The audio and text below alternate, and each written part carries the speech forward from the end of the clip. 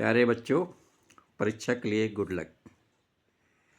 परीक्षा पास में आ रही है, 2-3 दिन बचे हैं और बिल्कुल भी तनाव लेने की आवश्यकता नहीं है, क्योंकि examination is a part of life, it's not life. परीक्षा जीवन का एक छोटा सा एक हिस्सा है, जीवन नहीं है। जीवन बहुत बड़ा है, बहुत सारी परीक्षा भी आपको देनी है। तो मैं बता रहा हूँ कि इंग्लिश में 10 नंबर की ग्रामर आती है और उसमें डू एज डायरेक्टेड और fill in the blanks, 5 number के फिल इन द ब्लैंक्स और 5 नंबर के डू एज डायरेक्टेड मैंने काफ़ी प्रैक्टिस कराए हैं। फिर भी एक बार रिमाइंड करना चाहता हूँ कि आप इनके लिए कुछ प्रपोजिशंस की तैयारी कर लें, जैसे on, upon, in, into, since, for,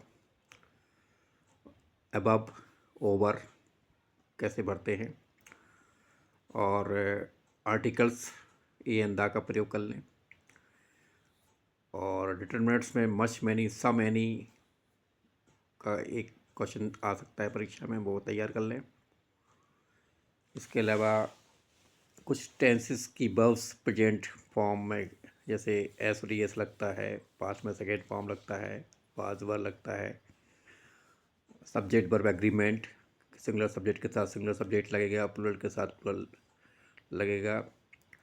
तो ये फिल इन द ब्लैंक्स में क्वेश्चन आएंगे। डू एज डायरेक्टेड में खासतौर से तुम्हें प्रैक्टिस जो करना तुम लोग करना है कि एज सुन एज का प्रयोग कैसे करते हैं, नो सूनर देन का प्रयोग कैसे करते हैं। जैसे मैंने बताया था कि दोनों का प्रयोग का मीनिंग होता है जैसे कि, जैसे ही, लेकिन एज सुन एज जो डायरेक्ट लगता है, और नो सूनर देन पहले नो सूनर लगेगा। इसके बाद आपको टेंस में देखना पड़ेगा कौन से टेंस का सेंटेंस है। अगर वो पास्ट का है तो डिड को बाहर करेंगे, प्रेजेंट का है और सिंगुलर सब्जेक्ट है तो डस को बाहर करेंगे, और अगर सब्जेक्ट प्लूरल है तो डू को बाहर करेंगे और सेंटेंस को देन से जोड़ देंगे। एज सुन एज डायरेक्ट लगता है, किसी भी आपको लिए क्लॉज सेलेक्ट करना पड़ेगा किसके साथ लगाना है। अनलेस की को प्रैक्टिस कर लें, अनटिल को प्रैक्टिस कर लें।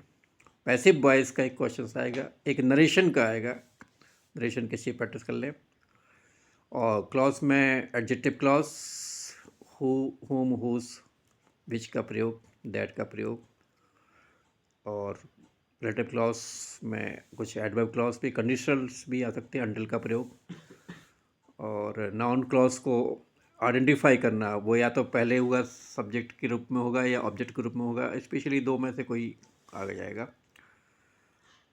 तो इस प्रकार टू का प्रयोग, सो दैट का प्रयोग कर लें। सो दैट दो प्रकार से लगता है, एक लगता है वेरी को हटा करके सो लगाया और दैट से जोड़ने वाला, जैसे सेंटेंस दिया कि he is very big he can not walk, तो उसमें वेरी को वेरी को हटा कर सो लगाया, he is so big that he can not walk, इस प्रकार से। और एक सो दैट जो होता है वो डायरेक्ट लगता है, जैसे मैंने बताया कि इसका मीनिंग हो जिससे कि। Ram was speaking loudly, everybody could listen. दो सेंटेंस दिए गए हैं, Ram was speaking loudly, second दिया है कि everybody could listen. Ram was speaking loudly so that जिससे कि एवरीबडी कुड लिसन। तो एक सो दैट ब्रेक करके लगता है, एक सो दैट साथ में लगता है। तो इसको प्रैक्टिस कर लें, टू को प्रैक्टिस कर लें। और एक डिग्री ऑफ एडजेक्टिव्स का जरूर प्रयोग कर प्रैक्टिस कर लें। डिग्री ऑफ एडजेक्टिव्स में आपका जैसे पॉजिटिव डिग्री एडजेक्टिव की होती है, कम्परेटिव होती है, सुपरलेटिव होती है। पॉजिटिव में हम किसी की क्वालिटी बताते हैं, जैसे Ram was a tall boy.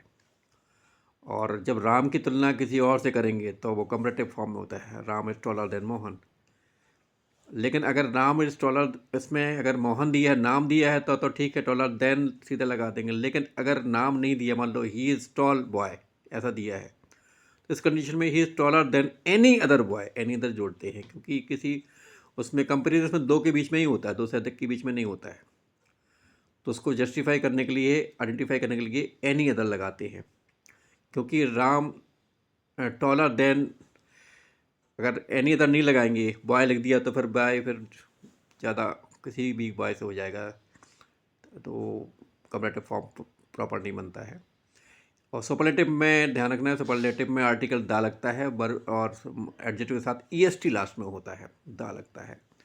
और इसमें जब तुलना किसी की व्यक्ति की सबसे ज़्यादा क्वालिटी बताते हैं तो सबसे ज़्यादा उसे मीनिंग आता है। सबसे ज़्यादा इंटेलिजेंट है, सबसे ज़्यादा ब्रेव है, सबसे ज़्यादा क्लास में या कॉलोनी में या सिटी में या कंट्री में, इस प्रकार से सबसे ज़्यादा की मीनिंग में आता है सुपरलेटिव फॉर्म में। इसमें दा ज़रूर लगाना है सुपरलेटिव में, और एडजेक्टिव फॉर्म में EST लगता है।